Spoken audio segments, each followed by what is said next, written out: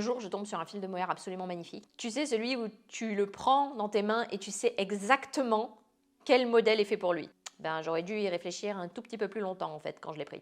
Ah oui, parce que j'ai oublié de préciser, je débutais. Je débutais le tricot et j'avais vu en fait un pull tout en mohair tricoté avec des très grosses aiguilles. C'était magnifique, c'était très joli et j'avais trouvé le mohair parfait pour ça. Sauf que commencer à tricoter avec du mohair, c'est pas la meilleure idée du monde en vrai. Ça s'accroche partout, très difficile à défaire, donc quand tu débutes, c'est clairement pas la bonne idée. Et si tu fais une erreur, bah alors là c'est cata totale. Chaque fois que je devais défaire quelques rangs, ça s'accrochait partout, ça s'emmêlait, ouais, c'était un enfer. Tu tires, ça casse, tu pousses, ça casse, ouais, c'est affreux, tu peux rien faire et c'est la foire. Une fois, forcément, j'ai tellement tiré que j'ai cassé le fil. Ce qui devait arriver arriva. Tout le pull s'était filoché. Et en plus, le fil était irrécupérable parce que tout emmêlé. Vraiment la totale, quoi. Là, j'ai vraiment failli abandonner. Là, à ce moment-là, c'était chaud. Hein. Donc, fil tout doux, oui.